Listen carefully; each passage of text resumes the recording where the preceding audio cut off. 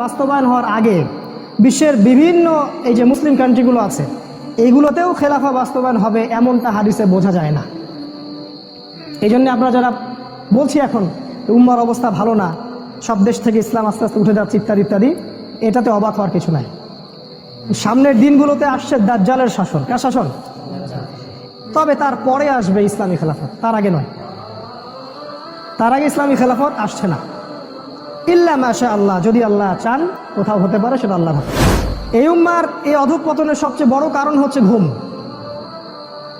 দীর্ঘ সময় ধরে তারা ঘুমাচ্ছে, মনে হচ্ছে এরা জান্নাতে আছে। ঘুম থেকে উঠে দেখবে যে ডান হাতে আমল নামা না, আপনার হাতে স্মার্টফোন ওই যে বাজলো একটু আগে, তার মানে এই যে আপনি কোথায় আছেন সে এখন জানে।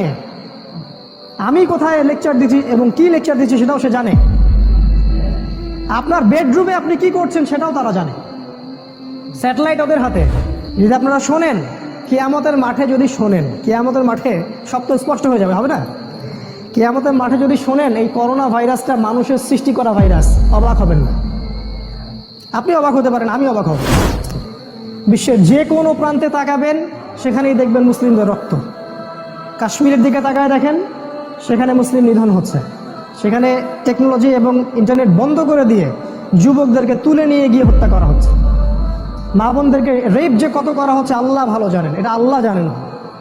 আপনার কিয়ামতের মাঠে এটা দেখতে।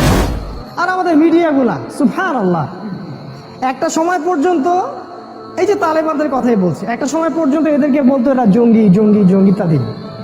আমি ওদের পক্ষের লোক না, আমি ওদের গ্রুপের কোনো সদস্য না, আমি সত্যটুকু বলছি। একটা সময় পর্যন্ত ওদেরকে মানুষ জঙ্গি জঙ্গি বলে পেপার পত্রিকা ফেলাপ করে দিল। যেই আমেরিকা ওদের সামনে চুক্তিবদ্ধ হলো, আমেরিকা যখন তার হাঁটু কেড়ে দিল যে আর পারছি না বাবা, এখন শান্তি চুক্তিতে আয়, 17 বছর ধরে ওদের সাথে যুদ্ধ করে পারলো না, পারছে? শেষে শান্তি চুক্তি করতে আসলো না? তখন আমাদের মিডিয়াগুলা, আমাদের সেকুলার মিডিয়াগুলো বলল